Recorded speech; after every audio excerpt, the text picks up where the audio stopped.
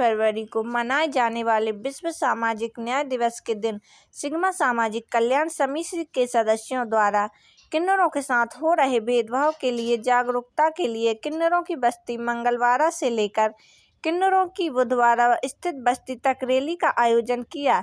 इस दौरान समिति के अध्यक्ष राजीव तिवारी ने बताया कि एक छोटा बच्चा जिसके शरीर में ईश्वर प्रदत्त विकृति आ गई है उसे किन्नर परंपरा के अंतर्गत किन्नरों को सौंप दिया जाता है, जहां न उसे शिक्षा मिलती है न जीवन के लिए मानव सुविधाएं। इस परंपरा के द्वारा उस निरीह बालक का भविष्य निर्धारित कर दिया जाता है। वह बड़ा होकर लोगों के घरों में जाकर नाचेगा, गाएगा और पैसा इकट्ठा करेगा। उसे बचपन में ही अच्छे भविष्य से दूर कर दिया जाता है। न इन बच्चों की शिक्षा दीक्षा होती है, न इन्हें माँ बाप का प्यार मिलता है। यह लोग उपेक्षित जीवन जीने को विवश होते हैं और समाज में इनका उपवास किया जाता है। इनका जीवन नारकीय और दोयम दर्जे का होता है।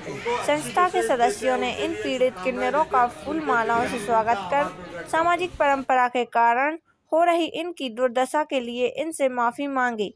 इस कार्यक्रम में श्री राजीव तिवारी, रविंद्र मालवीय, जसवंत कुशवाहा, असागर खान, श्रीमती अवंतिका तिवारी, कुमारी प्रियल अवस्थी, कुमारी ऐश्वर्या पंडित, स्नेहा मिश्रा, भूपेश उपाध्याय, विभूति सक्सेना, अजय देवनानी, भुवनेश्वर जायसवाल, श्रीमती अनीता गोस्वामी आदि सहित सैकड़ों लोग उपस्थित थे। सर, आज आपने सम्मान वाली बात कही है कि हमें सबको सम्मान से जीना चाहिए। कैसा आपको ये ख्याल है आपके दिमाग में? देखिए, आज का दिन जो है 20 फरवरी, ये संयुक्त राष्ट्र संघ ने विश्व सामाजिक न्याय दिवस घोषित किया है। जो भी वंचित तबके हैं, जो भी समाज के पीड़ित तबके हैं, उनका आज दिन है।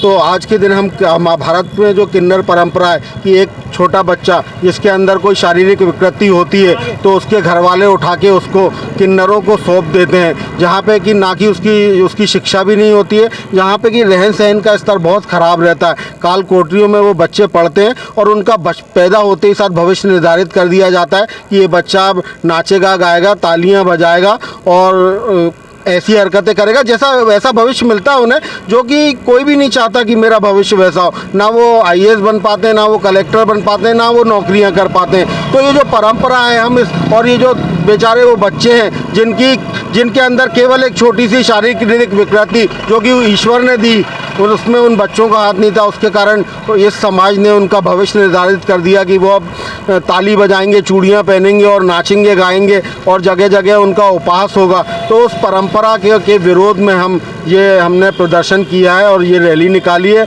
और वो तबका जिसका कि शोषण हो रहा है, इनका तरह तरीके से इन किन्नरों का शोषण होता है, तो उनसे हम खेद प्रकट कर रहे हैं। समाज में जो उनके साथ ये बुरा व्यवहार किया जाता है उनसे हम खेद प्रकट कर रहे हैं, उनसे हम माफ़ी मांग रहे हैं और उनका हम स्वागत कर रहे हैं फूल मालाओं से। सर, सरकार से भी हम मांग करें कि उनको सरकारी सर्विस दी जाए, रोजगार दिया जाए या फिर फंडिंग दी जाए। निश्चित रूप से हम चाहते हैं कि उनको आरक्षण दिया जाए, क्योंकि एक किन्नर है वही दूसरे किन्नर का दर्द समझ सकता है। जब ये किन्नर जो हैं ये अच्छे पदों पे आएंगे तो ये दूसरे किन्नरों के साथ अच्छा व्यवहार कर पाएंगे और उनको उस नर्क में जाने से रोक पाएंगे। नाम बता दीजिए। मेरा नाम राजीव तिवारी है, मैं शुद्धि नशा मुक्ति केंद्र का संचालक हूँ।